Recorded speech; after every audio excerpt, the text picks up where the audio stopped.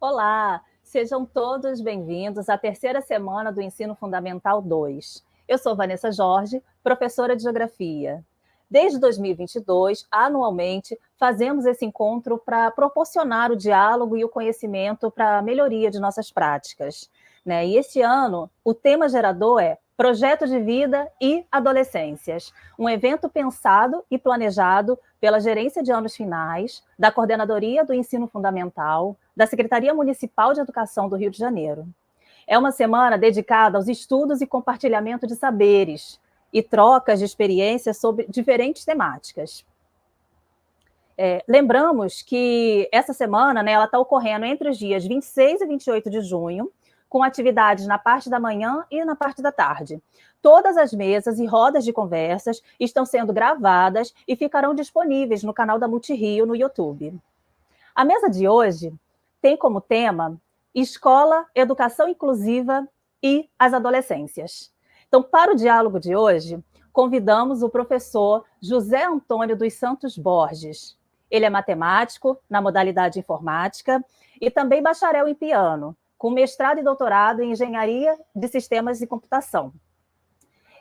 Ele é pesquisador do Instituto Técio Pacite, de Aplicações e Pesquisas Computacionais da UFRJ, onde fundou desde 1994 e chefia até hoje um dos mais importantes centros de desenvolvimento de tecnologia assistiva computacional do Brasil, a TecnoAssist, da UFRJ. Neste laboratório, ele criou uma grande quantidade de sistemas que tornaram possível que centenas de milhares de pessoas com diversos tipos de deficiências tivessem acesso a computadores e à internet. Produziu dezenas de cursos na modalidade ensino à distância, com o apoio do Ministério da Educação. E também é professor do programa de pós-graduação em História das Ciências e das Técnicas e Epistemologia da UFRJ, onde desenvolve pesquisas e orientações no nível de mestrado e doutorado na temática de estudos sobre as deficiências. Bem-vindo, professor. Que bom estar aqui conversando com vocês, e ainda mais sobre um tema que é tão complicado e é tão importante da gente compreender. Mas a gente vai receber também a professora Cláudia Linhares, que é neuropsicopedagoga, pós-graduada em Educação Especial Assistiva, foi coordenadora da equipe do Instituto Municipal Helena Tipoff, também coordenadora das classes hospitalares do município do Rio, responsável pela educação especial inclusiva de escolas da rede privada e idealizadora do curso Inclusão na Prática. Bem-vinda também, professora. E para fechar esse nosso time, o Paul Davis, que é inglês, nascido em Londres, é graduado em Desenho Industrial e Engenharia, com pós-graduação em Marketing e MBA na FGV. Fundou a Escola de Samba Embaixadores da Alegria em 2006. É uma escola de samba para todos os tipos de deficiências. Ele elabora, coordena disciplinas de arte e terapia, gerencia as fantasias, a produção de carros alegóricos, além de mediar as relações públicas e parcerias da escola com ONGs e empresas afins. Bem-vindo também, Paul. E para começar esse debate que promete, a partir dessas diferentes personalidades, a gente começa, então, agora sim, com o professor José Antônio Borges. Tudo bem, professor? Opa, tudo bem. Bom, primeiramente, fico honrado de estar ao lado de pessoas tão ilustres que vão falar junto comigo sobre essa temática, que é uma temática importantíssima nos dias de hoje. Bom, primeiramente, a gente tem que entender que nós estamos vivendo num momento muito importante e muito diferenciado do ponto de vista histórico. A partir do século XIX, se a gente for olhar para a história, vem evoluindo a percepção de que é importante que as pessoas com deficiência sejam educadas. Até o século XIX não existia essa percepção. A pessoa com deficiência ficava na sua casa ou virava mendigo. A partir de várias personalidades do mundo afora, Valentão Willis, Braille, outros tantos, essas pessoas começaram a ser entendidas como pessoas que precisavam ser educadas para que elas pudessem brilhar, evoluir, aprender e se tornassem pessoas integradas à sociedade, dando a sua contribuição, participando, sendo felizes e fazendo os outros felizes, naturalmente, né? Então, houve uma evolução muito grande, primeiramente com a criação de escolas especializadas, em que as pessoas com deficiência eram colocadas. Esse modelo funcionou durante bastante tempo, produziu bons resultados e produziu vários problemas aí na questão de integração social. E esse modelo, então, foi evoluindo para a situação que é hoje, no mundo inteiro, né, pelo menos na parte significativa do mundo. Esse modelo evoluiu para uma situação em que todas as pessoas com e sem deficiência deveriam compartilhar o mesmo espaço estudantil, né? Isso não é fácil. Isso não é uma coisa trivial, absolutamente não é nada fácil. Por quê? Porque todas as pessoas, independente de serem deficientes ou não, são pessoas diferentes. E colocar pessoas diferentes no mesmo ambiente não é fácil. Você imagina, por exemplo, você tem uma professora que foi treinada numa excelente escola de pedagogia, né, um instituto de educação poderosíssimo. Ele vai ter que enfrentar uma situação em que tem uma sala de aula em que há alunos que são brilhantes, alunos que têm uma dificuldade de aprendizado, alunos que são extremamente bagunceiros. Ou seja, a diversidade é natural do processo educacional. E se a gente pensar nas pessoas com deficiência, não é diferente. São pessoas que têm necessidades específicas, tá? Qual é o problema? Primeiramente, compreender que isso é verdade, que isso funciona assim, que as dificuldades individuais podem variar muito, né? Isso pode ser mais complicado quando você trata de situações que você não está acostumado a lidar. Por exemplo, como é que você lida com uma pessoa que tem uma deficiência física? Como é que você lida com uma pessoa que tem uma dificuldade, uma deficiência intelectual? Uma pessoa que não escuta, uma pessoa que não enxerga, uma pessoa que tem transtornos emocionais, uma pessoa que tem transtornos de aprendizagem, e assim por diante. Pessoas que são diferentes. Mas isso é do processo educativo. O professor ele precisa estar preparado para dar um ensino numa sala de aula e trabalhar de forma individual. O que é uma coisa complicada, porque você está dando aula para várias pessoas e tem pessoas que têm características muito diferentes. Isso é do ensino. Isso não tem a ver com deficiência. O ensino é assim. Você tem que lidar com essas diferenças. Pesquisar uma sala de aula não pode ser uma sala de aula com 500 alunos. Não, isso não permite um bom resultado. Mas também não precisa ser uma sala com um aluno. Então, nós temos aí uma série de questões de adaptação de material de ensino, de preparação conveniente para que todos, ou a maioria das pessoas, possam absorver com grande intensidade o que é ensinado, né? Para que haja uma possibilidade de interação entre as pessoas e, eventualmente, uma necessidade de atendimento particularizado. Porque tem coisas que vão ser faladas e todos vão entender, outras não. Outros precisam de algum tipo de auxílio adicional. E, além disso, auxílios individualizados por questões particulares. Por exemplo, se o aluno é cego, se ele é cego, ele não vai conseguir escrever com lápis e caneta. Mas ele tem hoje muitas possibilidades de escrita. Tem a escrita braille, e aí o professor precisa entender como é que aquilo ali funciona. Tem a escrita através de mecanismos de computação, tem o sistema do Osvox, por exemplo, que é super fácil de utilizar. Mas o professor tem que ter, primeiramente, uma formação complementar. Ele tem que ter uma formação em que ele aprenda como é que essas coisas funcionam. Ele precisa desenvolver suas competências e suas habilidades para lidar com essas situações. Infelizmente, as escolas convencionais de educação, as faculdades de educação, elas estão muito aquém do que seria necessário em termos de formação profissional. E você vai dizer assim, mas então vamos trabalhar na formação continuada. Vamos proporcionar que sejam dados cursos especiais para que esses professores possam adquirir esse conhecimento que eles não trazem da sua formação clássica. Eu diria, com certeza, todo professor, na verdade, precisa se atualizar o tempo inteiro. Isso não tem nada a ver com questões de deficiência. Atualização é da vida. O mundo vai mudando e você vai tendo que se atualizar. Agora, no caso da educação, eu diria que é mais importante, porque atinge diretamente os seus alunos e atinge em grande quantidade. Então, se você não se atualizar como professor, e se você não tiver um plano governamental, um plano educacional, em que isso seja compulsório, isso seja obrigatório, a gente não vai ter realmente as questões resolvidas. Eu vou explicar por quê. Imagina, por exemplo, que um professor recebe na sala de aula um aluno com uma deficiência auditiva. Ele vai ter que tratar aquela situação.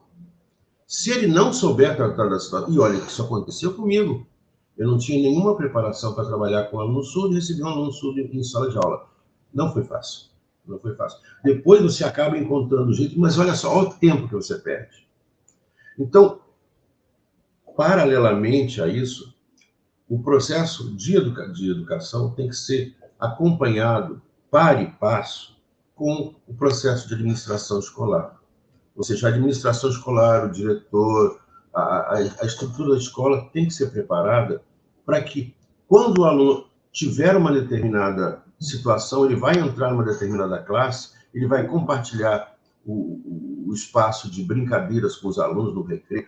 Tudo isso tem que ser cuidadosamente planejado e toda a formação tem que ser criada. Um tema muito importante, eu estou tentando falar de forma bastante ampla, mas um tema bastante importante é a questão da infraestrutura. A infraestrutura é muito importante. A escola tem que estar preparada sobre uma perspectiva de... Se o aluno entra na escola com uma cadeira de rodas, ele tem que conseguir entrar na sala. Ele tem que, tiver vontade de fazer xixi, ele tem que chegar no banheiro. O banheiro tem que ter uma porta boa, né? Se ele tem uma escada, tem que ter um caminho alternativo em que ele possa assumir as situações. Então, essa questão de ambiente físico, de adaptação, é muito importante.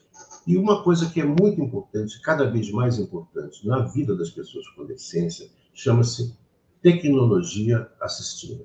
Isso é uma palavra inventada, uma expressão inventada, do inglês Assistive Technology, né? Foi uma invenção de uma tradução meio estranha, né? Seria proporcionar às pessoas com deficiência a tecnologia que seja necessária para facilitar a sua vida. Um exemplo: se a pessoa é cega, tá? E ela não consegue escrever com lápis e caneta, como eu tinha falado, ela pode, eventualmente, compartilhar a escrita e a leitura utilizando um computador. E é muito fácil. O sistema do Osvox, por exemplo, é utilizado por milhares de pessoas no Brasil afora, e permite que um cego, numa sala de aula, ele vá digitando o que precisa, né? E cada vez esse sistema atende a mais situações. Agora, esse ano, por exemplo, toda a questão de matemática foi introduzida no sistema do Osvox, né? Então, um cego escreve e é lido. E ele lê o que os outros escreveram. Isso é uma coisa maravilhosa. Isso chama-se tecnologia. E eu estou falando de um pequeno exemplo, porque o arsenal de tecnologia que existe hoje é imenso. Tem óculos que a pessoa cega consegue enxergar o mundo. Mas se eu coloco uma tecnologia na mão de alguém, esse alguém precisa saber utilizar a tecnologia. Imagina o seguinte: imagina uma pessoa que ganha um carro de presente, um automóvel, e não sabe dirigir. Não vai acontecer nada. É a mesma coisa se eu coloco um aluno com deficiência visual numa sala e dou um Osvox para ele, se ele souber usar, é a mesma coisa que nada. Se ele não tiver um professor que seja capacitado para trabalhar com essa questão de tecnologia, também não vai acontecer nada. E para completar, porque eu não quero monopolizar aqui a minha conversa, né? Eu queria saber quantos minutos eu tenho ainda para falar, para me controlar, não falar demais. Quantos minutos eu tenho ainda? Você tem ainda em torno de 10, 12 minutos. Tá bom, obrigado. Nada. É que às vezes eu sou meio verborrágico, né? Mas uma questão importantíssima, além da tecnologia, é que tem que haver uma adaptação curricular, sobre vários aspectos. O primeiro aspecto é o seguinte: imagina um aluno que utilize cadeira de rodas. Porque ele sofreu pelo poliomielite quando era criança, ou teve um acidente, então usa cadeira de rodas. Tá? Ele move as mãos, por exemplo, mas as pernas não movem. E aí ele vai precisar fazer uma visita a algum lugar, tá? Uma excursão que a escola promova, ou eventualmente uma aula de educação física, se for o caso. Todas essas coisas têm que ser cuidadosamente adaptadas, para que a pessoa, quando entrar ali naquela situação, ela conseguir navegar naquela situação, naquele universo que se afigura para ele, né? E aí você vai ter que, além da adaptação, tem que ter uma flexibilização. Um exemplo básico: se dentro de uma aula de educação física, uma das atividades da aula de hoje é corrida, tá certo? E eu tenho um aluno que tem cadeira de rodas, como é que eu vou poder fazer uma adaptação, uma flexibilização, para que esse aluno que tem cadeira de rodas possa estar ali? Eu fico muito feliz de ver aqui a escola de samba do professor David, que ele vai falar muito sobre isso, que é um processo magnífico de adaptação, né? Como é que você faz com que o mundo seja transformado para que ele se torne possível? E aí, há coisas que você tem que ensinar para que aquilo ali se torne possível. Há tecnologia que você vai aplicar, mas há determinadas situações em que o próprio mundo tem que ser mexido, adaptado, para que se torne possível essa questão. E aí tem outras questões importantes que eu gostaria de colocar aqui. Primeiramente, tem a ver com a família e a comunidade acreditar na pessoa.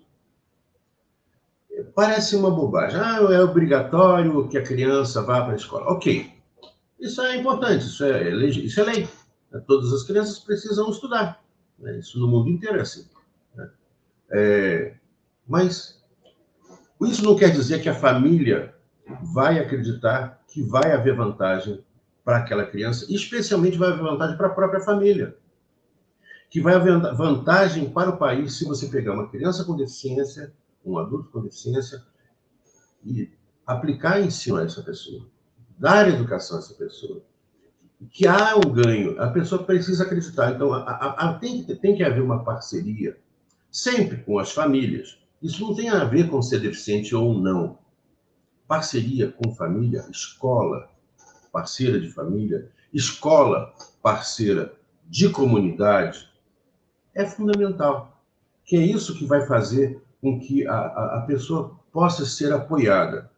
A escola tem que fazer sentido para ela. Ela tem que chegar em casa e ela tem que poder comentar sobre o que aconteceu ali. Ela tem que chegar na sua comunidade e se sentir orgulhosa de estar estudando na escola em que ela estuda, né? Mas ela tem uma situação muito debilitada. Não importa, sempre vai haver ganho. E a escola, na verdade, ela tem que assumir esse desafio. Esse desafio, então, voltando à primeira frase que eu falei, ele é derivado de que todas as pessoas são diferentes.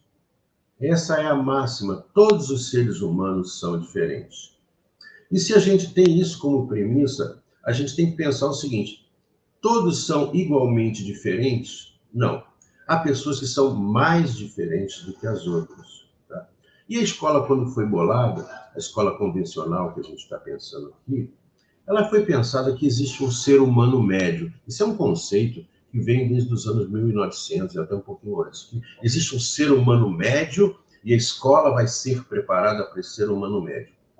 Isso é completamente uma falácia, porque há uma diversidade enorme. Se você esquecer o fato de que existem pessoas com deficiência, a diversidade é o padrão.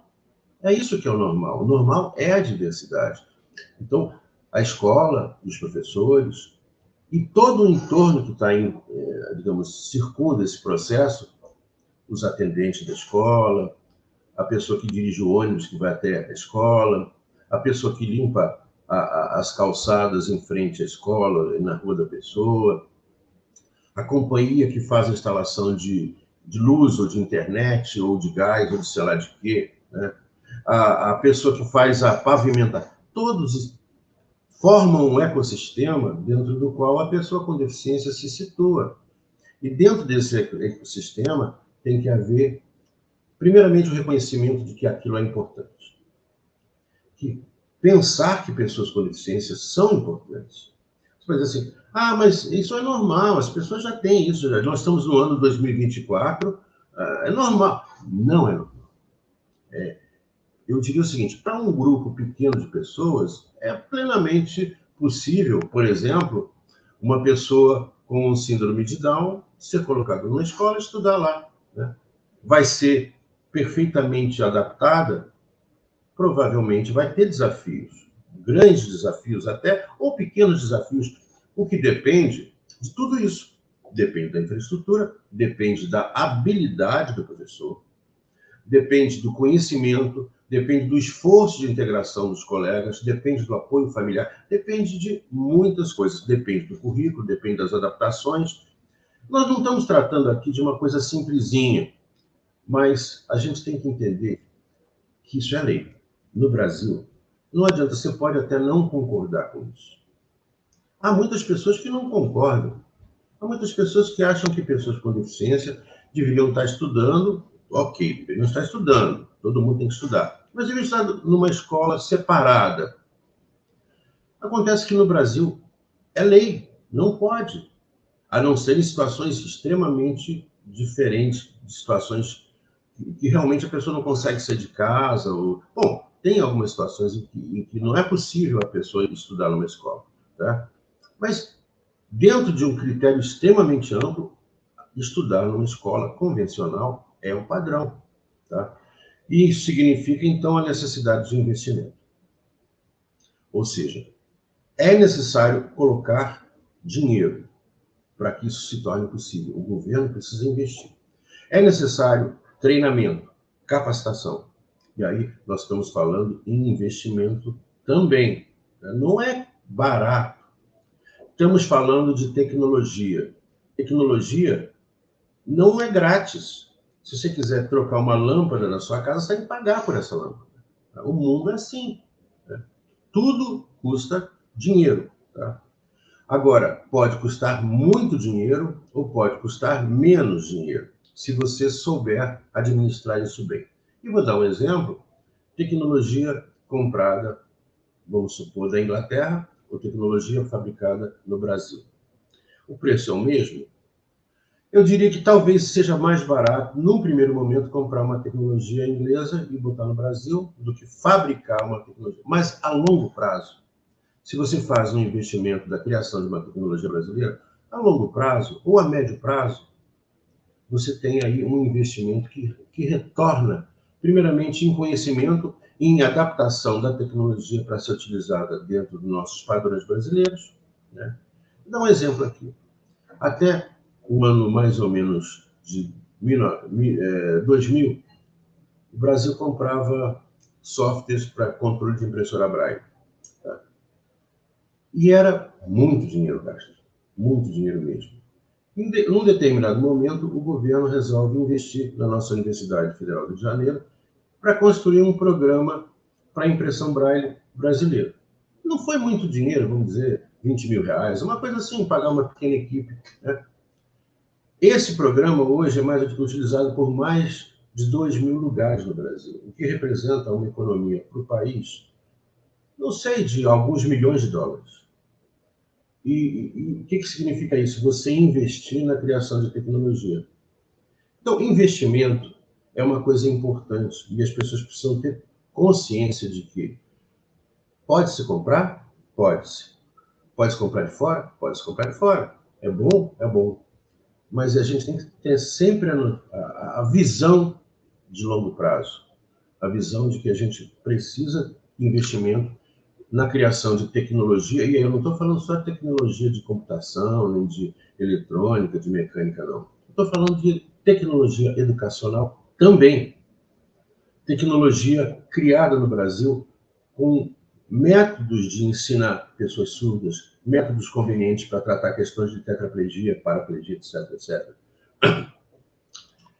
E, por último, para não monopolizar essa conversa, todo o ensino, e aí todos aqui são professores ou têm conexão com o ensino, né? Tudo precisa ser avaliado. Né? Tudo que a gente faz na vida precisa ser avaliado. Tá? Por exemplo, eu vejo David com sua escola de samba, etc. Você sabe se aquela escola de samba está desfilando certo ou ela está precária, ou as pessoas estão tratando aquilo de qualquer jeito. Tudo precisa ser avaliado. É a avaliação que faz as pessoas crescerem. Tá? Agora, a avaliação ela não pode ser igual para todo mundo. A avaliação é uma coisa que tem que ser cuidadosamente planejada. Tem que haver um monitoramento individual, tem que haver um monitoramento em grupo, e tem que haver um feedback. Não adianta dizer assim, poxa, você está fazendo tudo errado. Isso você tem que falar, mas você tem que dizer assim, olha, vamos tentar melhorar? Assim, que tal você fazer assim? Eu acho que vai dar mais certo.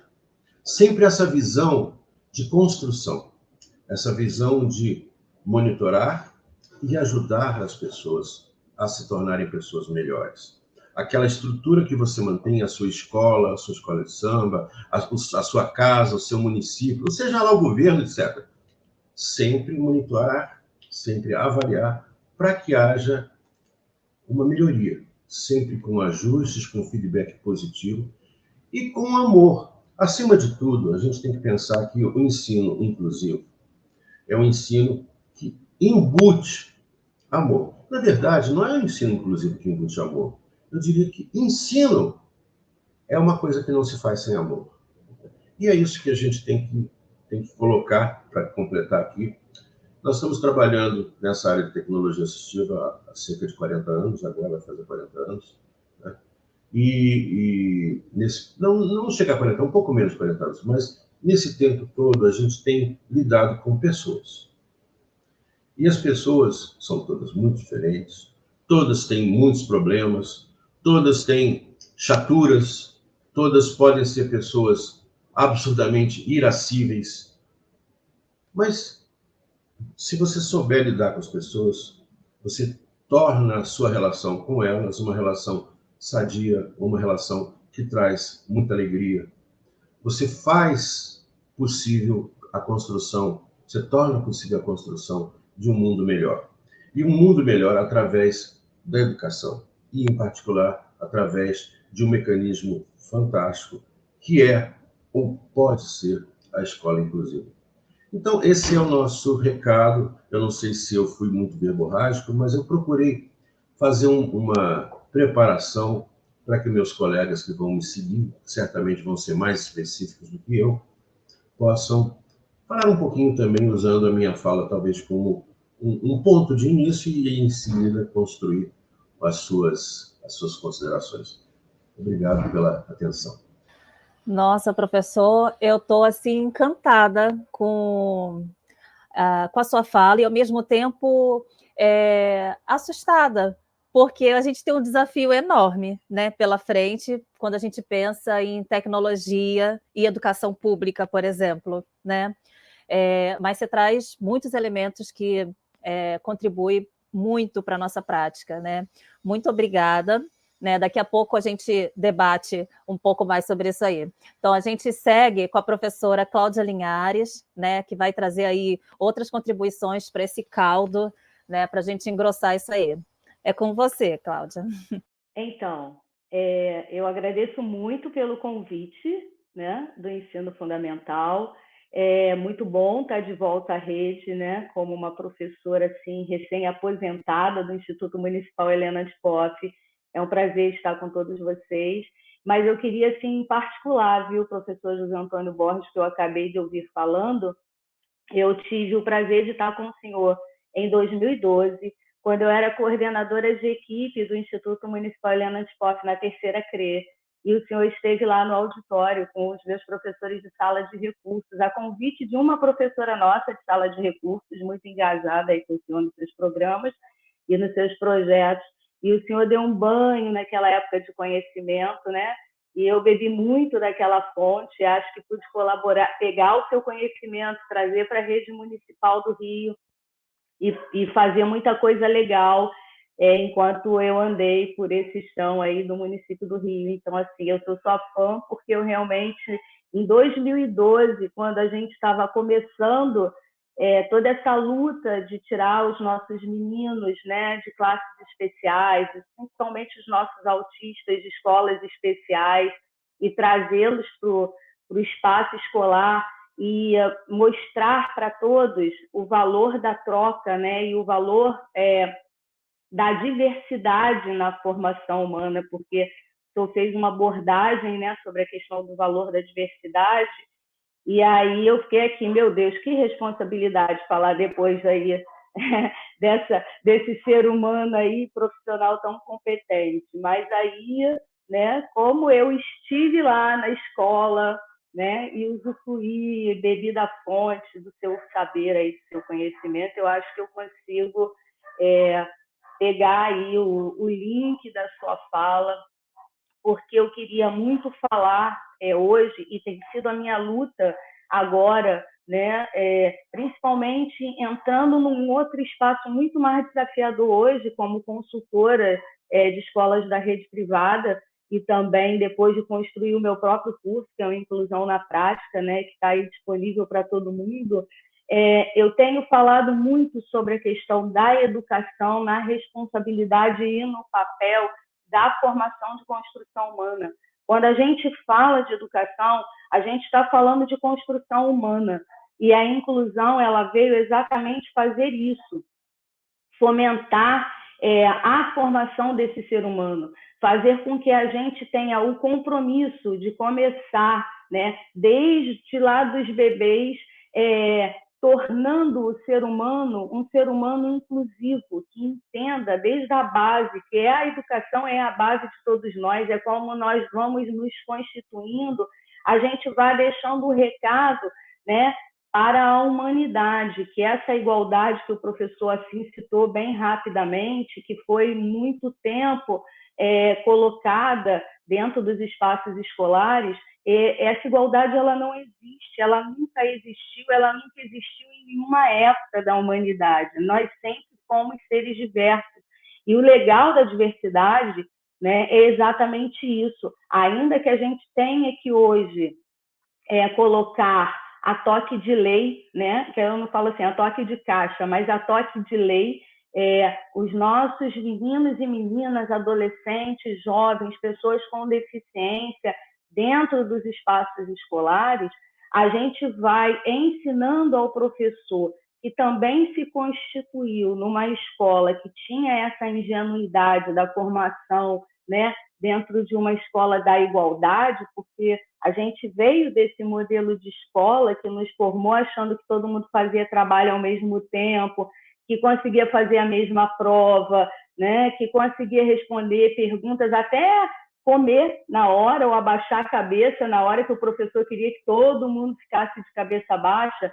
A gente vai com a diversidade, com a riqueza da diversidade, chegando dentro da escola, ainda que seja toque de lei, ensinando para os nossos professores mais antigos e para os novos professores que vão chegando, muitas vezes até ainda nos dias de hoje, sem a formação acadêmica que deveria impulsioná-los para uma prática diferenciada, para uma prática que fosse uma prática para atender às especificidades de todos, a gente vai ensinando para eles, né, que nessa diversidade nós vamos nos completando, porque nós nos completamos nas nossas diferenças, né?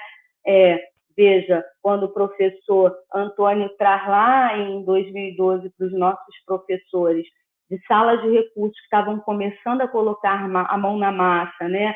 Os projetos, os programas, a tecnologia para dentro das nossas salas de recursos, ensinando eles a baixarem programas gratuitos para poder atender, e que atendia não só a pessoa com baixa visão, eu lembro dele falando isso, mas atendia a pessoa com deficiência intelectual. E eu lembro que ele mostrou ali na hora para a gente, olha, como é que esse sistema pode... Acho que é sistema, né, professor? Posso falar assim.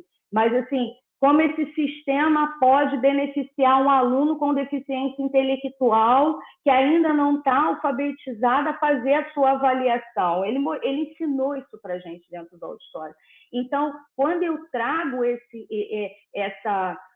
menino, né, essa menina, esse jovem, esse adolescente para dentro da sala de aula, biologicamente marcado, né, ou visivelmente ou não visivelmente, mas com seu colarzinho lá que mostra que, ok, ele está dentro de um espectro, por exemplo, eu estou fazendo com que a gente entenda que esse ser humano que chega, ele nos impulsiona também a entender o valor da diversidade e a dimensão e a riqueza disso tudo na nossa formação e na nossa prática como profissional. Então, não é fechando a porta para a chegada desse ser humano que a gente vai fazer com que a nossa educação seja uma educação para todos, é ao contrário.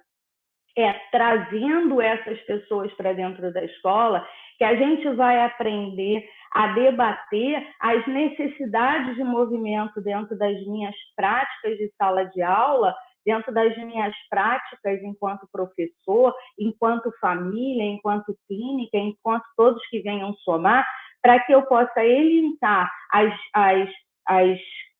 os recursos necessários para que eu possa fazer com que esse ser humano possa estar, e aí sim, dentro do universo escolar. E falar, né, de educação construída já desde os primeiros momentos de que a gente chega aqui nessa grande escola da vida, é uma educação com base numa formação humana que entende o valor da diversidade como algo que nos completa e que nos constitui, né, enquanto ser humano, é também já começar a dar um pontapé inicial para um mundo mais inclusivo. E aí, quando a gente traz esse ser humano para dentro da escola e a gente fala dessa escola, né, e a gente, quando fala de escola, a gente está falando de escola como primeiro espaço coletivo de trocas e construções, porque depois da família, do universo de convívio com a família, o primeiro espaço que a gente vai estar sozinho enquanto pessoa, né, lidando com as diferenças do outro, é a escola. Então, quando a pessoa chega dentro da escola e ela começa a ter contato com o valor da diversidade, né? Então, isso é rico demais na nossa formação humana. E é exatamente a partir daí que a gente vai começar a construir uma sociedade muito melhor, né? Que tenha olhar para todos. E a gente está falando aí do indígena, a gente está falando da pessoa com deficiência, a gente está falando do preto, a gente está falando, né, das pessoas que chegam no nosso país pedindo acolhida, pedindo, né, a gente está vendo agora tantas pessoas chegando e pedindo um abrigo e imigrantes que chegam nas nossas escolas no município do Rio, trazendo o seu valor cultural, né, a sua bagagem cultural que não pode ser jogada fora, mas que precisa ser conhecida, precisa ser trocada, precisa ser ofertada, inclusive, para os pares que convivem, né? Então, essa escola, quando ela é uma escola que trabalha na perspectiva inclusiva, que entende o valor dos saberes que trazemos conosco, né? E sabe que esse saber ele está totalmente impregnado de história e que ele pode estabelecer trocas, né? Porque a gente saiu dessa ideia de igualdade, e todos nós crescemos, né? A gente vê isso quando a gente fala da pessoa com deficiência, que aí é o meu recorte dentro da inclusão, né? É com isso que eu trabalho, a fazer, não há tanto tempo quanto o professor, né? Mas, assim, dentro do meu tempo, que é uma perspectiva de 24 anos, né? Que eu fiquei 37 na educação, mas 24 voltado para a educação especial e me dedicando à educação especial, a gente vê quando chega um menino com autismo, dentro do espectro, né, autista dentro da escola, e quando eu tenho um profissional que vai estudar, que vai entender como é que eu lido, porque se eu não estudo como professor, eu não mudo as minhas práticas e eu não tenho que ficar esperando que alguém me convide a estudar. O estudo perpassa a vida de um professor. O professor ele tem que ser um pesquisador, ele tem que ser um estudioso de tudo, não apenas das áreas de deficiência, mas de tudo, né? Da forma de trazer novas práticas, de usar a tecnologia, de trazer aquilo mais para próximo da realidade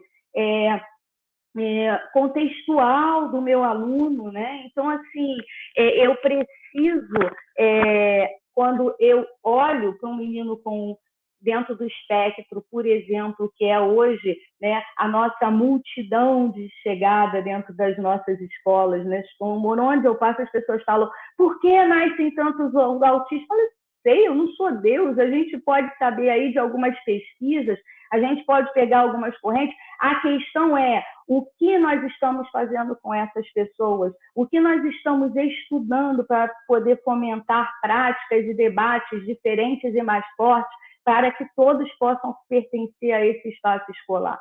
Essa é a questão, né? Então, assim, quando ele chega e ele está ali com os pares dele não autista, né? E aí se sustenta a beleza de uma educação, uma escola, né, inclusiva, a gente percebe o quanto o outro par que não está dentro do espectro ajuda aquele ser humano a também avançar. A gente, né, cresce dentro dessa diversidade humana. Então, quando a escola ela se constitui a escola para todos e para todas, independente da deficiência, independente da classe, da condição social, né? Quando ela se faz escola para todos e todas, cresce a escola, cresce todos os funcionários da escola, cresce a família, né, daquela criança, daquele ser humano que muitas vezes tem que trilhar calçadas esburacadas para fazer ele chegar à escola, tem que enfrentar tempestades para poder fazer ele à escola, mas acredita que é lá dentro da escola que outros profissionais, que pessoas mais capacitadas, inclusive do que a própria família, vai encontrar recursos para fazer com que esse ser humano avance, com que esse ser humano se desenvolva. Então, assim, a gente precisa mergulhar, né, em alguns aspectos que são importantíssimos dentro da inclusão. Porque, como o professor colocou, né, a gente tem aí as leis que determinam, ok, então as leis fazem com que esse ser humano, em qualquer época da sua vida, na infância, na adolescência, né, em qualquer cenário, até adulto, mas que essa pessoa possa chegar à escola. A gente tem as leis que dizem isso. Mas agora a gente precisa garantir, porque inclusão não é só acessar a porta da escola, porque a lei, né, impulsiona isso, mas é garantir a aprendizagem, a formação e a participação desse ser humano dentro da sociedade. E é isso que a gente precisa promover nas nossas escolas, né? Eu tenho, dentro do meu curso hoje, né, eu falo muito assim, quando a gente encontra a pessoa com deficiência dentro da escola e sempre os senões dos professores, eu falo assim, que pacote pedagógico você está criando para esse ser humano? O que você está fazendo de flexibilização, como o professor citou, de flexibilização e de adaptação? É claro que existem muitos desafios, porque dentro de uma turma com 30, com 35, eu tenho toda a diversidade presente, incluindo a pessoa com deficiência. O que eu não posso mais é colocar a pessoa com deficiência à margem dessa contagem, porque isso é exclusão de dentro para fora do sistema. O que eu não posso mais permitir é que eu diga assim, olha, eu já tenho uma turma com 35 e ainda tenho mais 2 autistas para dar conta. Não, eu tenho uma turma de 37. né? E dentro dessa turma eu tenho seres diversos e tenho também 2 TEAs que eu preciso dar conta. Eu tenho 2 pessoas surdas, eu tenho cego, eu tenho seja lá o que for, eu tenho seres humanos únicos. E aí, para que possa me tornar escola para todos e professores para todos, eu tenho que pensar nesses seres humanos únicos, né? Eu tenho que pensar em caminhos e propostas pedagógicas, em pacotes pedagógicos. Eu chamo de pacote porque, às vezes, eu pego o professor e materializo para ele assim, olha, pensa no pacote, pensa tudo que você vai colocar aqui dentro para fazer com que o teu aluno toque o conhecimento da forma que é possível para ele. Então, o currículo está aqui, vamos flexibilizar, vamos entender o que é possível para ele. Pelo menos nesse momento em que ele precisa tocar os conhecimentos mais básicos e vamos ampliando daí para frente. Então, às vezes, a gente tem aí as questões da tecnologia, do investimento que o professor colocou, mas a gente, às vezes, tem, né, professor, recursos básicos, engrossar um lápis, ampliar uma pauta, né, tornar questões mais de acesso de informações acadêmicas mais objetivas para poder atender a especificidade de um menino com autismo, colocar ilustrações dentro de uma avaliação para que aquela criança com deficiência possa fazer referências, possa acionar a sua memória, né? Então, assim, colocar pistas para que ele possa acessar essas informações como um banco de dados, para que ele possa, é isso, vou chegar à resposta. Então, assim, são paradigmas, são modelos que a gente precisa mudar, a gente precisa entender que algumas coisas que a gente via antes, como cola, como dar resposta, dentro de uma escola inclusiva, de um cenário, né, que está convivendo com a diversidade e que ainda que a gente não tenha tantos investimentos para tantas tecnologias, embora as que o professor me apresentou em 2012, eram tecnologias que eu podia baixar sem custo, gratuitamente, né? Eu podia utilizar aquelas ferramentas a favor de vários alunos meus, enfim.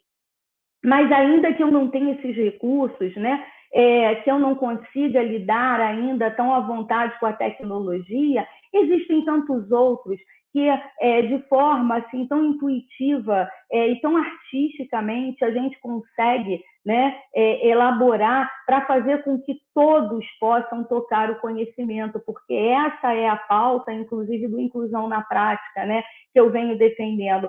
Todo mundo precisa tocar o conhecimento. E se a gente está junto aqui, e o professor sabe mais de tecnologia, e eu sei mais, talvez, de recursos de uma professora que começa lá, né, em 1984 com uma turma de educação infantil e que, às vezes, contar bolinhas ou tampinhas de garrafa dava muito certo. Cada um de nós, com os seus saberes, né, vai se completando e vai fazendo com que escola seja espaço para todos. E aí a gente agradece às leis por elas existirem. Porque se não fossem por elas, a gente não estaria aqui discutindo uma escola para todos. A gente só está aqui fazendo isso, né, e com pessoas aí tão ricas em informação, em pesquisa, em conhecimento, em tecnologia, porque as leis chegaram. Então, quando as pessoas falam para mim assim, mas Cláudia, tudo foi feito a toque de lei, eu não precisava estar pronto antes para que esse menino chegasse, ela não ia estar pronto nunca, você não ia estar pronto nunca, porque assim, ninguém ia abrir generosamente as portas e falar, venham todas as pessoas com deficiência intelectual, venham todas as pessoas com autismo, venham todos os paralisados, venham todos os cegos, venham todos os surdos, que eu vou fazer escola para todos. Não íamos, porque a gente veio dessa escola que o professor falou, a escola que tinha uma ingênua ideia, uma ingênua concepção de que a gente fazia escola para os iguais, né? Que ele chamou de médios aí, mas que na verdade era assim, todo mundo era igual, todo mundo tinha que gostar, né? Aí dando um link aí pro Paul, do mesmo samba, né? Da mesma roda de samba. E a vida não é assim. tem os que gostam de funk, os que gostam de samba, os que gostam de pop, e é com isso que a gente vai se fazendo uma sociedade de trocas, de pertencimento, de sociedade para todos. Então, assim, graças a Deus as leis existem. Graças a Deus, se a gente não foi capaz de abrir as portas da escola e dizer venham todos, as leis chegaram, fizeram com que todos pudessem pertencer, com que todos estivessem lá. E a gente está muito atrasado em buscar pacotes pedagógicos que atendam à especificidade de cada um. E aí eu também me perdi no tempo, porque assim como professor, eu adoro falar. E assim, esse momento é um momento rico, porque ele é um momento que a gente está discutindo escola para todos, né? E levando para o nosso professor, inclusive, que há muitos recursos hoje para que a gente possa fazer essa escola para todos e para que a gente possa incentivar, auxiliar, capacitar o nosso aluno a total conhecimento. Só que a gente precisa sair do lugar de quem quer também ficar esperando que tudo venha, e a gente precisa ir ao encontro. Ok, a faculdade que me formou, ela não me potencializou para isso. Não mesmo, eu vim de uma faculdade muito boa, né, pública, que eu amo de paixão, que é um chão que eu visito o tempo todo. Mas ela deixou alguns hiatos, né? Mas eu fui aí em busca do conhecimento, assim como o professor não nasceu um pesquisador, assim como o Paul não nasceu, né, com a sua escola de samba, e assim por aí vai, né? A gente vai entendendo o valor que a gente tem, né? E aí isso é uma coisa que eu trago muito para mim, o valor de não estar eu dentro do espectro e de ser eu um colaborador para que a pessoa que esteja dentro do espectro possa pertencer. Assim como o professor não estava dentro da baixa visão, dentro da cegueira, e pôde fazer tanta coisa para que a gente pudesse ter os nossos meninos, né, e meninas, desde lá da base, podendo se desenvolver academicamente, aonde ele quiser estar. Qual o lugar, né, da pessoa com deficiência, aonde ela quiser estar. E cabe a nós, né, nos formarmos seres humanos aí muito atrasados para poder construir essa escola para todos, né? E aí a educação é aí a grande, a palavra que inicia, né, esse debate todo aqui, educação e escola inclusiva. A educação, ela é a base para isso, né? E aí eu tenho que falar de Freire para concluir aqui, e já devolvendo, senão não devolvo nunca mais. Mas, assim, educação não transforma o mundo, educação muda pessoas, pessoas transformam o mundo. Então, a gente precisa aí do professor José Antônio, do Paul, da Cláudia, da Vanessa, da rede municipal, da rede privada, porque a gente tem o compromisso de ter que transformar esse mundo. E, graças a Deus, essas pessoas entraram, estão dentro das escolas públicas e privadas, né, incomodando também e mexendo com o universo das escolas privadas, para que todos que batem na porta tenham vez e voz e possam se formar seres humanos com condições de tocar o conhecimento, que é isso que a gente quer. Que recursos, que estratégias, quantas flexibilizações, que adaptações, o quanto de adequações, a gente vai ter que discutir. E não é genericamente, é um a um, porque nós somos únicos no nosso desenvolvimento humano. É um a um, mas graças a Deus, escola para todos, educação para todos e transformação do mundo, da humanidade, nessa mentalidade de nos tirar dessa escola que botou dentro da nossa cabeça e ainda vem perpetuando muito isso, de que a gente está dentro de um parâmetro de igualdade, né? E não estamos. Perfeito, e aí eu estou te devendo, senão eu não vou parar de falar. Eu não sei nem quanto tempo que eu falei, me perdoa por demorar muito. Falou demais, mas está ótimo. Não se preocupe. Eu estou aprendendo muito. Assim, eu estou achando até muito legal, né? A sua fala, ela vai muito ao encontro da fala do professor Antônio, né? O professor Antônio, ele trouxe, né, um recado para as instituições. Olha, precisamos investir em tecnologia, né? E você traz assim, olha, professor, você não nasceu pronto, né? Você precisa estudar, você precisa continuar se formando, né? Então, eu estou achando ótimo, porque tem recado para todo mundo, né? Porque é um desafio muito grande, é um desafio de todos, né? E eu adorei essa sua expressão, a toque de lei. Eu acho que eu vou passar a usar esse a toque de lei, porque, de fato, algumas coisas só funcionam a toque de lei. E a gente sabe que as evoluções e os avanços que a gente teve nesse campo, né, da educação inclusiva, ela só veio a toque de lei. E a partir daí é que a gente tem que se agarrar, né, nessas leis e fazer garantir, porque eu acho que o desafio principal agora que a gente tem é garantir isso.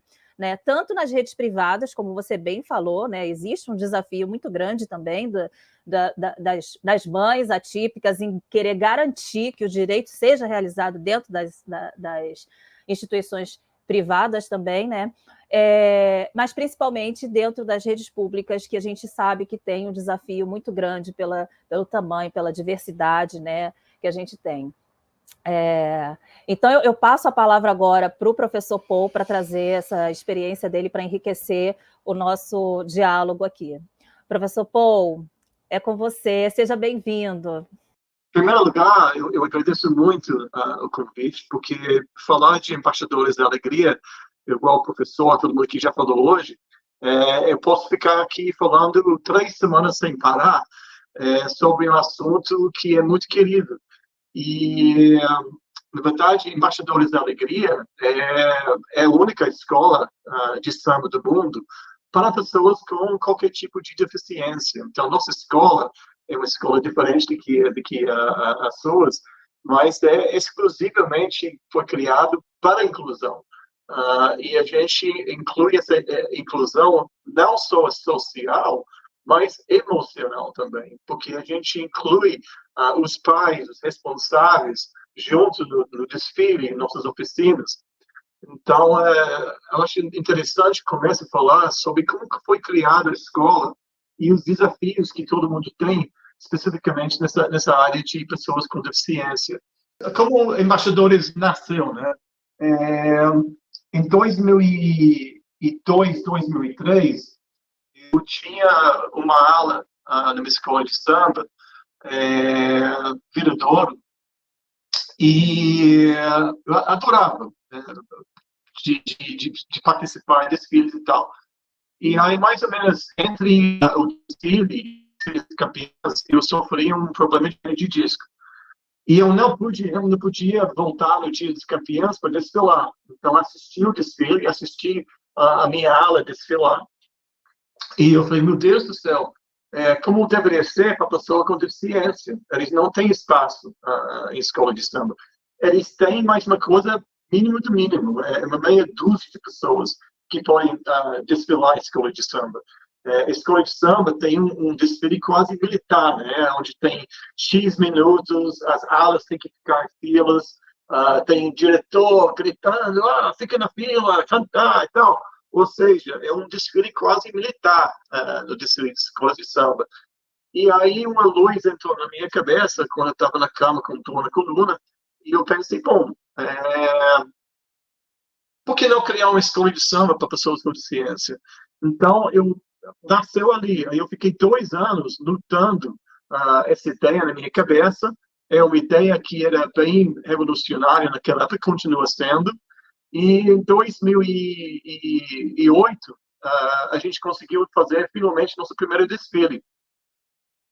E naquela época eu não sabia se a escola seria um sucesso, eu não sabia como seria a resposta das pessoas com deficiência em relação a uma escola especial para elas. E o primeiro desfile, que foi no sábado, desfile do grupo de acesso naquela época, 4 horas da tarde, no Sapucaí, vazio, e 40 graus de calor. E 800 pessoas apareceram, de 4 instituições. Então, a gente sabia, eu e Caio, que a gente formou a escola, né, que nossa ideia seria um sucesso. Então, durante todo esse tempo, de 2008 até hoje, um grande prazer que eu tenho mesmo embaixadores não é o meu trabalho full-time, tem que trabalhar para pagar as contas, mas embaixadores é a minha paixão. Então, todo ano, a gente cria um enredo, não é especificamente levantando uma bandeira sobre pessoas com deficiência. A gente quer fazer um enredo como qualquer escola, mas sempre tem um tema que pode incluir na questão de acessibilidade, inclusão, e desde 2008, a gente, na verdade, mudou completamente nossa visão em relação à escola. Quando comecei a escola com Caio, eu não sabia a quantidade de diferenças de deficiência. Igual tipo aquele símbolo, né, de pessoa com cadeira de roda, isso para mim era pessoa com deficiência. Então, eu aprendi muita coisa desde 2008 sobre a deficiência intelectual, física, dentro física, tem vários tipos. Então, para mim foi uma aprendizagem incrível. Eu tenho muita gratidão de ter tido essa ideia, porque é uma coisa que ilumina realmente a minha vida, meu ser, né? Porque a gente trabalha fim de semana à noite, criando nossas oficinas, por exemplo, que é uma inclusão fantástica, porque a gente envolve os parentes responsáveis. Não é questão de entregar a pessoa com deficiência na aula, onde a gente faz arte-terapia ligada ao carnaval, e volta 3, 4 horas depois. A mãe, o pai responsável também pode participar, que é uma coisa extremamente rica na troca. A gente tem, desde nossas primeiras oficinas em 2010, fotos de uma mãe que chegou com um filho que nem se falava com a mãe. E 3 meses depois, o rapaz virou o segundo a mestre-sala da nossa escola. A gente abriu tipo a tampa como se chama? Esqueci, mas a gente deu tanta oportunidade de pessoas de crescerem na família e na família embaixadores. É muito gratificante isso.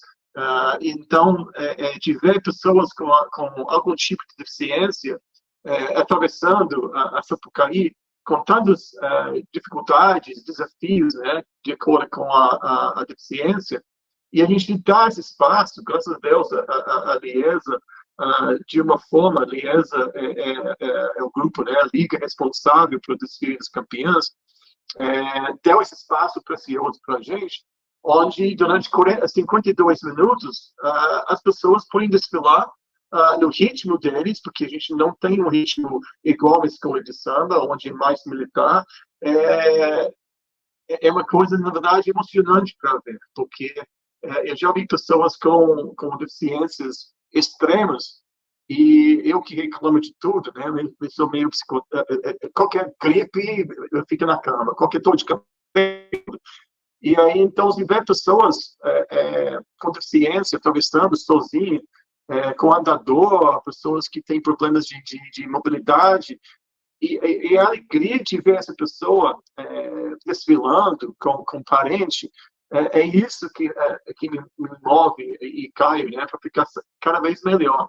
A nossa bateria, uma grande parte, é formado por mulheres que sofrerem abuso sexual, violência, ex-presidiária que saiu e através de música, de samba, conseguiram uma inclusão social e emocional também. A gente tem pessoas que decidem conosco que têm câncer, ou seja, realmente um ato de Noé. Então, você pode ter uns 20 pessoas de deficiência desfilando numa escola que tem 3 mil componentes. Embaixadores, não. O carnaval este ano, a gente levou 2.200 pessoas na Sapucaí. E a grande maioria é pessoa com algum tipo de deficiência. O restante é família responsável. Então, todos esses anos de aprendizagem, por exemplo, o professor falou, né, que todo mundo é normal, então diferente é ser normal, né? a gente tem que ter essa inclusão de todo mundo no mundo, né? Todo mundo tem que ter um espaço para falar o que pensa, o sofrimento que tem, a alegria que tem. Então, embaixadores, acho que abriu portas especificamente para a pessoa com deficiência, que é uma área da sociedade realmente que sofre preconceito. Não a questão só de acessibilidade, as questões políticas. 2016, quando os Jogos Olímpicos no Rio, várias creches na sociedade do Rio, né, foram adaptadas e tal, mas é muito pouco. Tem que ter muito mais. A gente tem que cobrar nossos políticos para ter uma acessibilidade melhor. A gente fez uma apresentação recentemente e a gente foi convidado para fazer um tipo chamado Pocket Show, né, onde tem nossa porta-bandeira, que é cadeirante, nossa mestre-sala, várias pessoas da comissão de frente, que a maioria é cadeirante, a nossa rainha, que tem semi-visão, e a gente foi convidado para fazer uma palestra e um mini show na frente de várias pessoas, numa sala grande de música e tal. E se não fosse pelo fato que Caio foi lá uma semana antes para olhar no lugar, 90% da nossa turma não tinha como nem chegar até a sala, porque era só a escada. Então, eu fico meio abismado que a pessoa convida um show de uma escola de samba criado para pessoas com deficiência para fazer um show e não tinha olhado essa questão de acessibilidade. E a gente recusou de fazer o show. A gente não fez. Porque na verdade, foi uma vergonha que alguém convidou. A gente falou que tinha 6, 7 pessoas com cadeira de roda.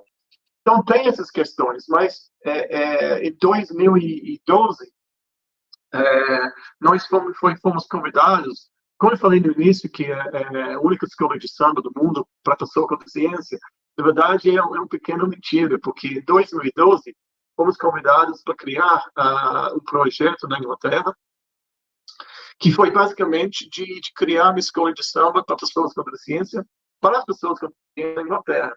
E foi uma experiência incrível.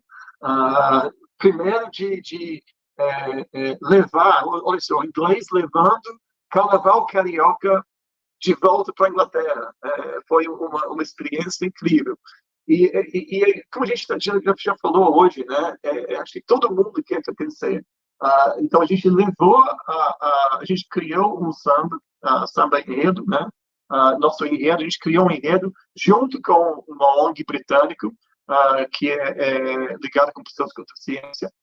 E aí a gente criou um enredo que podia unir os dois países. Então a gente usou São Jorge, que São Jorge é o santo padroeiro da Inglaterra, também do samba, do carioca e tal. Então a gente tem um enredo que uniu todo mundo. E a gente fez um samba enredo em inglês, que foi complicado, foi muito desafiador. E a gente levou o samba, carioca e carnaval para o interior da Inglaterra, para 8 ONGs de pessoas com deficiência. E foi uma troca incrível. A gente fez uma feijoada, a gente ensinou como fazer uma feijoada, a gente mostrou como fazer as roupas adaptadas, né? Porque a gente faz, dependendo da aula, a gente faz roupas adaptadas. A questão por exemplo, escola de samba, normalmente você tem 100 pessoas numa aula, e dentro daquela aula todo mundo tem exatamente a mesma roupa. Quando a gente tem a possibilidade de patrocínio para fazer roupa para todo mundo, que faz um tempo que a gente não conseguiu, mas nossa aula de nanismo são 5 pessoas. Cada pessoa tem uma roupa com uma tema, mas cada pessoa tem um tamanho diferente, um sapato diferente. O desafio gostoso é isso, de ter uma coisa individual, a mesma cara. E a gente percebe isso. Então, a gente dá asa para esse tipo de criação. Em nossas oficinas, durante 2014, a gente fez um enredo sobre a história de futebol. E aí, durante uma oficina, a gente criou, adereços com o coração em isopor, decorado com as cores do Brasil, para o signo brasileiro, né? E teve um aluno que resolveu não fazer um coração, ele fez o dente. Porque ele fez dente em vez de coração, eu não sei, mas é isso. Embaixadores, a gente tem esse lado onde quase tudo vale. A gente respeita todo mundo, a criação de cada pessoa, e é incluído na escola. Eu fiz particularmente, em 2015, nossa história, e eu fiz aula de arte e terapia durante 2, 3 meses no Centro Psiquiátrico do Rio de Janeiro, e foi uma coisa incrível para mim, que a gente fez as oficinas, como o tema era sobre a história da loucura, a gente já tinha uma ala da CBRJ, desfilando conosco do Pinel, e eu queria fazer uma aula de inclusão, não só para desfilar, mas para os próprios alunos, as pessoas da CPRJ podiam fabricar a própria fantasia. Então, foi extremamente interessante para mim, quanto o aluno, né? Porque cada um fez uma roupa de acordo com o desejo deles. Então, a gente teve 50, quase 60 pessoas com uma variedade de fantasia incrível, que uma escola de samba do grupo especial, dos outros grupos, não conseguem fazer isso. 100 pessoas, todas iguais. Então, Embaixadores é uma escola completamente diferente. O Salgueiro tem uma tema que é simplesmente diferente, uma coisa assim, mas Embaixadores é diferente. Então, essa mistura, essa inclusão de todos juntos, porque é interessante, né? Porque quando a gente começou Embaixadores, a gente dividia as aulas de acordo com as ONGs ou as associações. Então, tinha uma associação do CBRJ, tinha uma associação de, sei lá, outra ONG, outra associação, a PAI, etc. E a gente pensou, pô, cara, é uma escola completamente inclusiva, que tem essa maneira de separar as pessoas. Embaixadores, a gente conseguiu unir todo mundo, todas as deficiências, num lugar só, e dar essa oportunidade de ser inserido culturalmente no maior palco ao vivo do mundo, né, que é Sapucaí. E nosso desejo, nossa esperança é poder levar essa inclusão para outros palcos, Pumbumboi, no Nordeste, Olodum, em Salvador, outros São Paulo, mais samba, porque tem que ter inclusão, não só social, mas inclusão emocional. Todo mundo que está junto é um mundo que tem que ter mais empatia. E, pelo menos, durante nossos 52 minutos de carnaval e nossas oficinas, a gente consegue oferecer isso. Então, eu agradeço mais uma vez essa oportunidade. É bom parar aqui, senão eu vou ficar mais 5 meses falando sobre esse assunto de embaixadores, que é uma paixão muito grande. Obrigado, gente. A gente é que agradece, Paul, a sua fala, né, saber um pouco da história dessa escola, né, Embaixadores da Alegria. Eu acho que quem não conhece deve procurar lá nas redes sociais e conhecer um pouquinho dessa escola, desse trabalho, né, tem registros incríveis lá. E inspira muito também, né, o nosso trabalho na sala de aula, né? Você falou no começo que você não é um professor, mas de fato você é um educador, né? Você acaba trabalhando também com diferentes saberes, né? Então isso é uma coisa que a gente tem que, sim, né, levar em consideração, né? Até porque você tem, né, na sua fala, uma história de resistência pessoal, né? Porque foi a partir de um problema seu, um problema de saúde pessoal, né, que nasce esse projeto, que você tem o start para iniciar, né, a Escola de Samba Embaixadores da Alegria, né? E uma coisa que me chamou muita atenção foi você falar do tempo. A escola tem seu próprio tempo, né? Eu acho que isso é de um saber, né, enorme para a gente, educador, né? Porque às vezes a gente coloca né, a turma e os alunos dentro de uma única caixa, utilizando sempre os mesmos métodos, acreditando que eles vão ter o mesmo aprendizado. E a gente precisa reconhecer, né, que enquanto, né, educadores, mediadores, né, tutores, a gente precisa disponibilizar diferentes métodos para todos, né? Então, entender que o tempo de cada um é diferente, né? Entender que o tempo de aprendizado, né, é diferente, deve vir também a partir de diferentes métodos, né, diferentes metodologias. E isso todos vocês, de alguma forma, trouxeram, né, para a gente, né? Então, a gente, né, educador, professor, mediador, tutor, né, seja qual o nome quiser usar, né, para esse processo, a gente precisa estudar, precisa saber nomear, né, essas diferenças, né? Muitas vezes a gente não sabe nem nomear essas diferenças no trato, né, da pessoa com deficiência, né, das crianças, entender quem são essas crianças atípicas ou neurotípicas, né, entender um pouco desses transtornos que são apresentados para a gente na sala de aula, né, a disgrafia, a descalculia, a dislexia, enfim, a gente tem uma série de questões para aprender e a gente não tem, enquanto professora, né, da rede pública e fazendo 1 milhão de coisas e sendo mãe ao mesmo tempo, enfim, estudando, a gente precisa ter tempo também para se dedicar a essas questões, porque não adianta a gente paralisar, né, esse conhecimento, porque a gente não vai conseguir nem saber lidar, né? Então, enquanto profissionais, a gente precisa sim estar se atualizando, aprendendo, se informando, porque senão a gente realmente não vai ter como lidar. Tudo bem que ninguém nasce sabendo, né? A gente só sabe lidar a partir de quando as questões vão chegando, de quando a gente encontra esses desafios, mas a gente precisa buscar orientação, buscar informações, né? Então a gente tem esses 2 grandes desafios, né? Assim, eu vejo que é um desafio muito grande também a garantia dessas leis, né? Enfim, é uma forma que é muito difícil por conta desses desafios da garantia das leis, da implementação de diferentes tecnologias.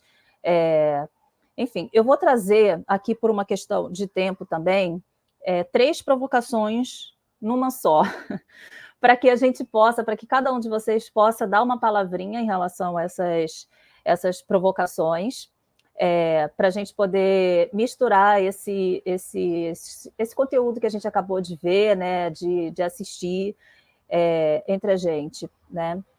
E eu acho que está sendo riquíssimo também para quem está assistindo, porque, pelo menos para mim, me trouxe muita sensibilidade, né, no trato, né, e no olhar dessa temática, né? Então, o tempo todo a gente fala a escola ela tem que ser inclusiva para todos, independente de um laudo ou de alguma questão, não há necessidade, né? Cada um tem um tempo de aprendizado, cada um tem uma necessidade específica. Eu acho que já é de uma empatia e de uma sensibilidade, né? Então, essa mesa traz essa sensibilidade, né? Eu acho que, enquanto educador, a gente tem que trazer aquele conteúdo proposto, né, nas habilidades que a gente precisa levar de conteúdo para o nosso aluno, mas trazer de diferentes formas. Então, vai ter aluno que vai saber lidar melhor com a fala, vai ter aluno que vai saber lidar melhor com a escrita, mas a gente precisa proporcionar imagens, né, produção artística. Tem aluno que vai saber expressar em linguagem corporal, e a gente precisa incluir todas essas diferenças, todos esses métodos, né, a oralidade, a escrita, a fala, o desenho, de acordo com a necessidade, né, do aluno, e também propor avaliações diversas, né? Então, por si só, a nossa sala de aula já deveria manter essa diversidade, né? Eu acho que esse, para mim, é o mote principal, assim, dessa mesa, é trazer essa sensibilidade, né? Então, assim,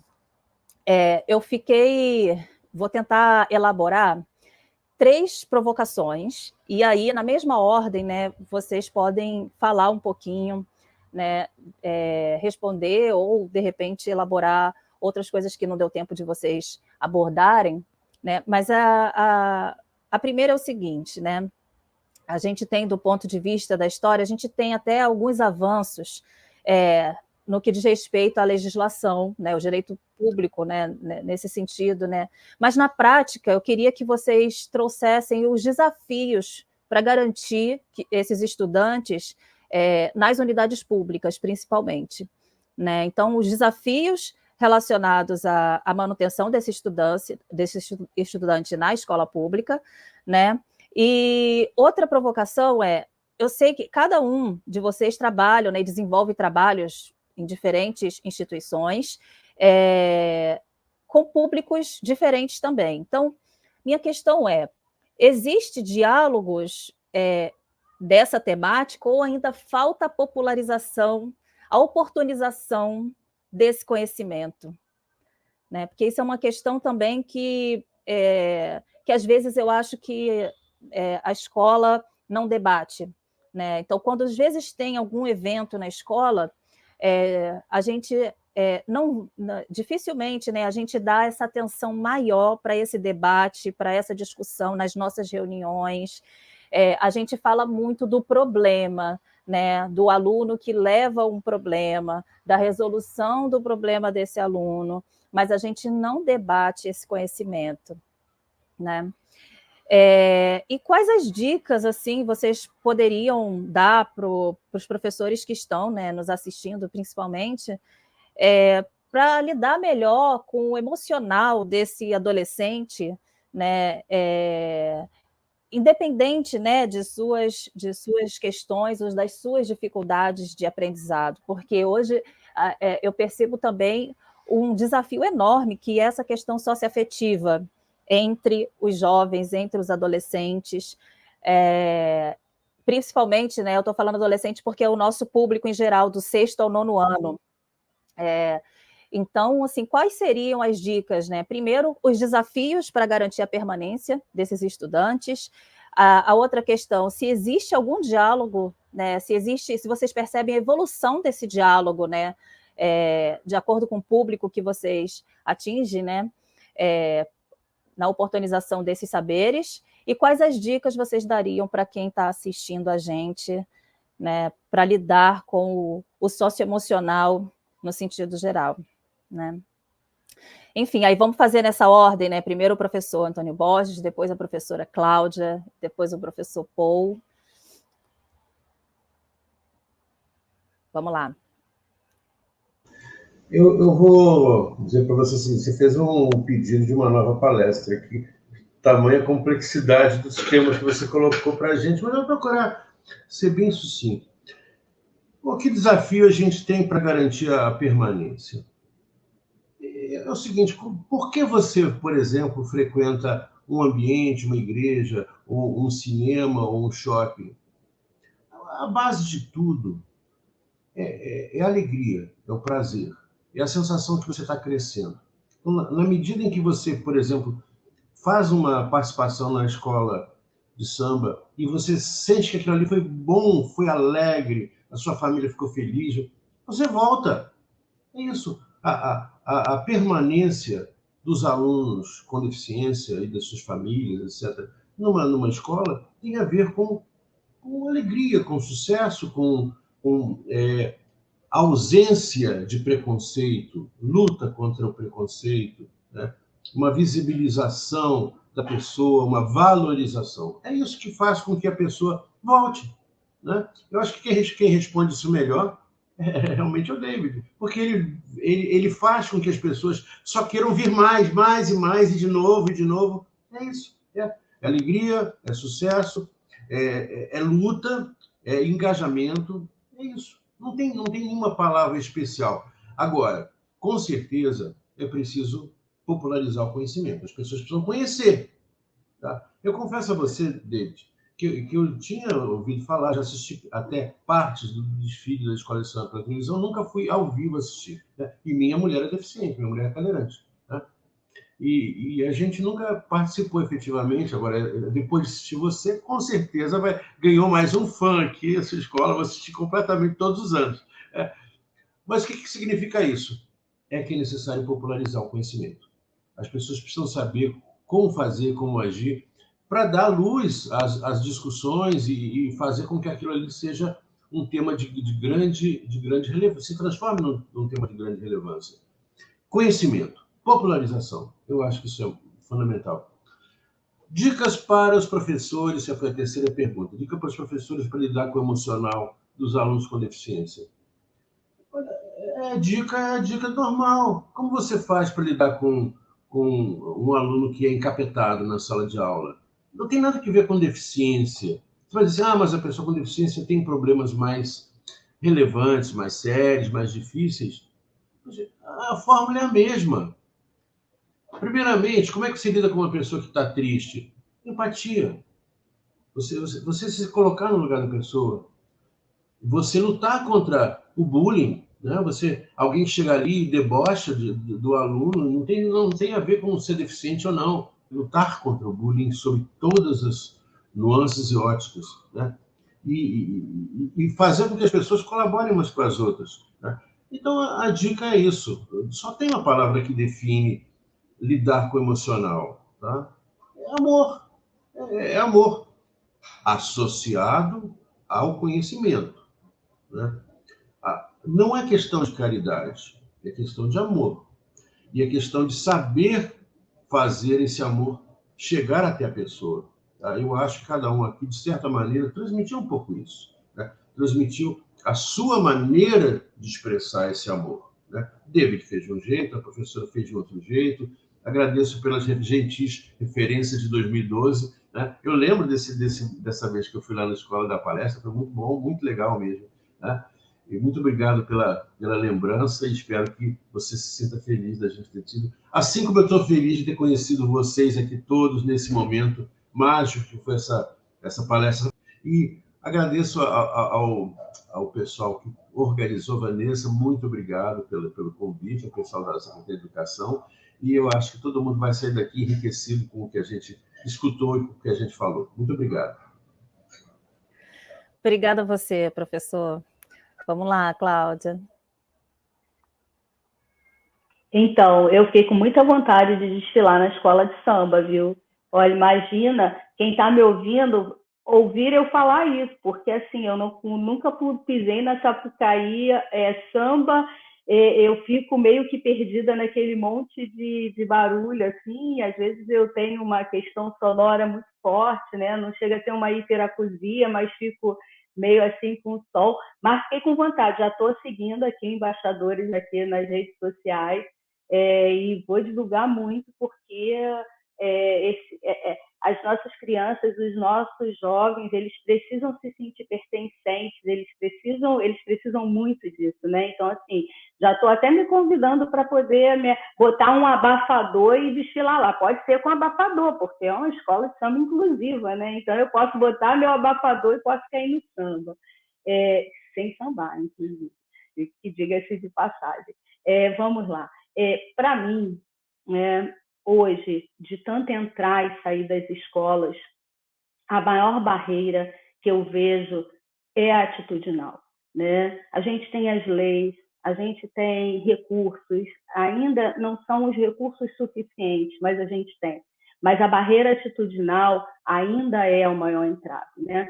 E isso não está sendo dito por mim, não. Isso foi dito pelas próprias pessoas com deficiência, quando organizaram a Lei Brasileira de Inclusão em 2015, e elas falaram da questão, né? A falta de rampa é muito ruim, né? Imagina você chegar com uma escola de samba num espaço não acessível, né? Uma escola de samba inclusiva, gente, isso é contraditório, é violento, né? É falta de tudo, de empatia, de sensibilidade, de amor, enfim, de pertencimento, né? Mas, assim, elas dizem assim, ok, tá? Não tem a rampa, vamos encontrar uma forma de construir, não tem o elevador, falta recursos dentro da escola, mas a barreira atitudinal, dito pelas pessoas com deficiência, ainda é uma das maiores, né? E, assim, essa barreira atitudinal, ela começa quando eu não dou voz ao outro, né? Por isso o lema da Lei Brasileira de Inclusão é nada de nós sem nós, porque assim não dá para você, né, não dá para o POU construir uma ala de escola de samba e não ouvir a pessoa com deficiência, não dar voz a ela, não deixar com que ela fale dos pormenores que possam incomodar ou que possam completar aquele sujeito, né? E enriquecer a participação dela. Então, essa, para mim, é a maior barreira. E como resolver isso, né? Dando voz às pessoas. Todos nós temos direito a participar, temos opinião para dar. Só quem pode falar de nós somos nós. Então, a gente recebe a pessoa com deficiência, sai tomando providências, sai encontrando recursos, e que às vezes não encaixa, não combina na sala de aula com aquela pessoa. Quer ver uma coisa?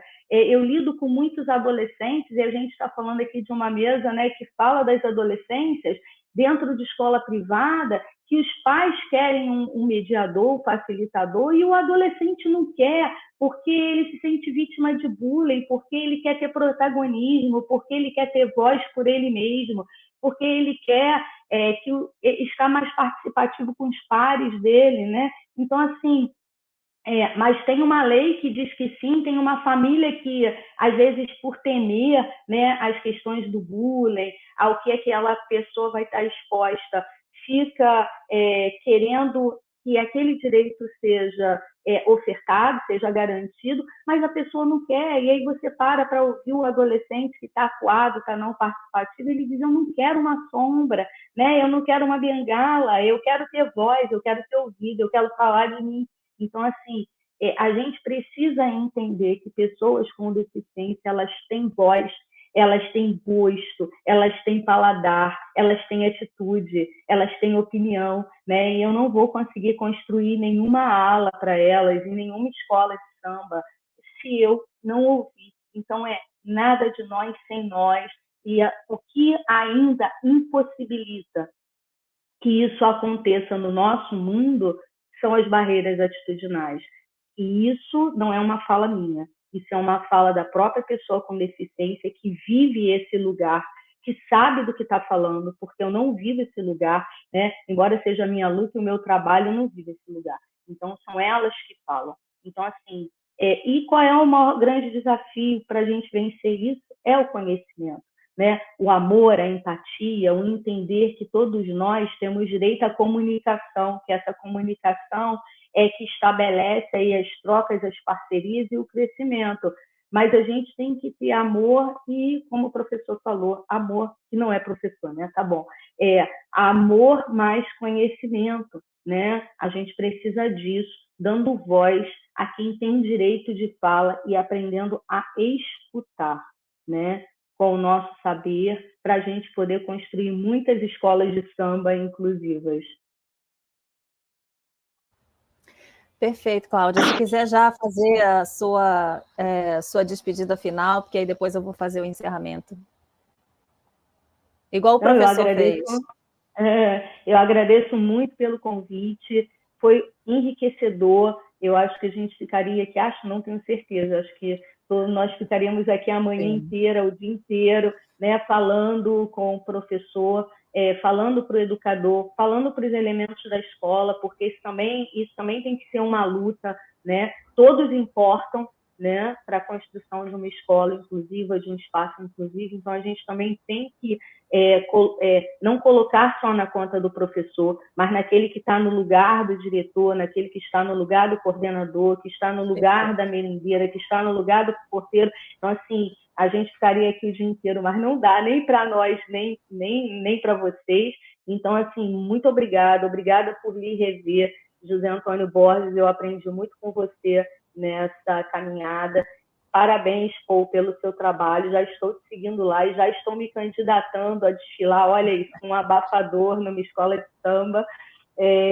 E assim, obrigada demais por estar aqui e assim, parabéns pelo fazer de cada um, porque a gente dá voz e a gente também é voz, de certa forma, desse público, né, tantas vezes e por tanto tempo silenciado, hospitalizado, institucionalizado, e que bom que a toque de lei a gente está dando voz para eles. Exatamente. Vai lá, professor Paul. Olha, eu tenho várias ideias aqui. Eu acho que, em primeiro lugar, como o professor falou, alegria. A gente pode juntar alegria com amor, união e cobrança.